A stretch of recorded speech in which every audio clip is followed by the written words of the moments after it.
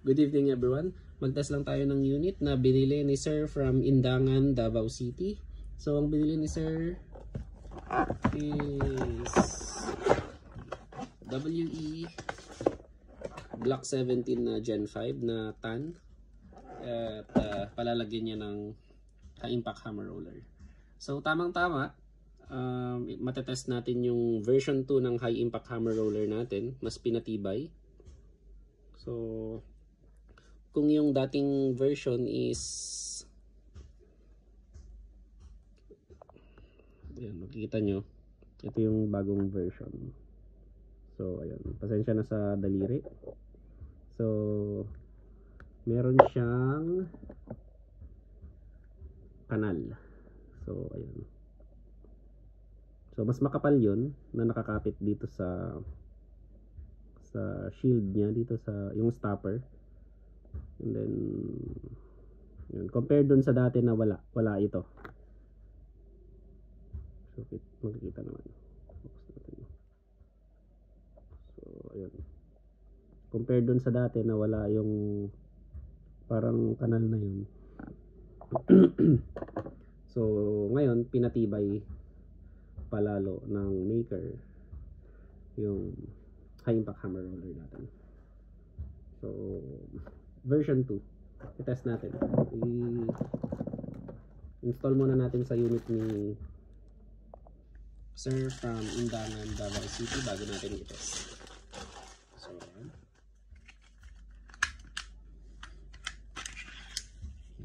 tabi muna natin. Okay, baba muna natin to. Natin yung magazine. So tanggalin muna natin yung screw ng hammer set housing.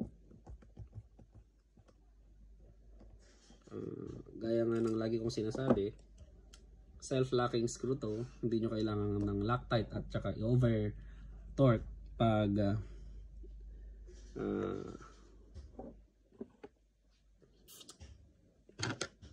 ibabalik nyo. So ito yung pin, and then kalabitin, hawakan dito kasi may knocker lock spring. Tabi yung frame.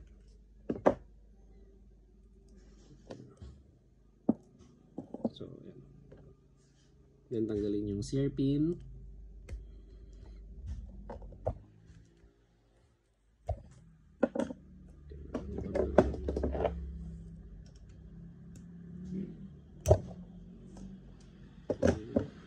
Tanggalin yung sear spring, tsaka yung sear kung saan mahuhulog. Then tanggalin yung hammer pin.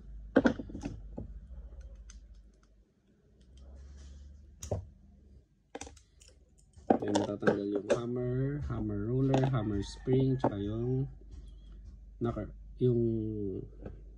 lock. Knocker pala to. So ito, babalik to kay Sir from Indangan, Davao City. Lagay natin yung high impact hammer roller. Yun, sakto.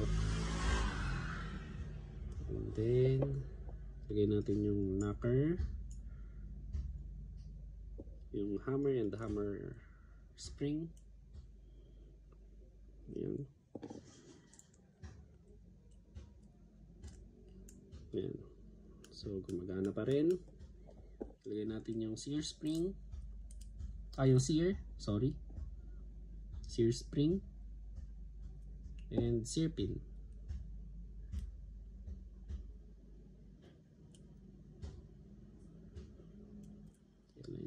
Then ilagay natin yung sear spring saka yung knocker. Then testing natin. And then okay, good. Then ilagay natin yung knocker lock, then yung spring,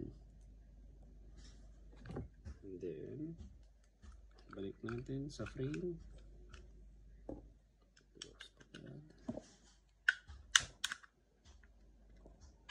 So plastic naman to. So ito yung self-locking screw ng hammer housing. So hindi siya i-over tighten. Yan, ganyan lang. Kapag humigpit na siya, yan, wag nyo nang dagdagan yung torque. So ganun lang. So test natin. Okay. Yan, lagay natin to. Okay.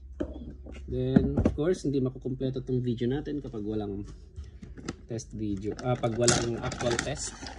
So, version 2, high impact hammer roller. Dagdagan na natin yung bala. So, ayan. Check natin yung magazine for leak. Madulas na yung kamay. So, 1, 2, 3, 4, 5, 6, 7, 8, 9, 10, 11, 12. Okay.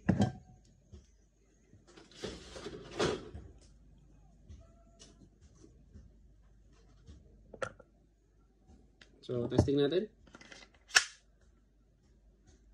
For Sir of Indangan, Davao City, G17 Gen 5 with high impact hammer roller version 2.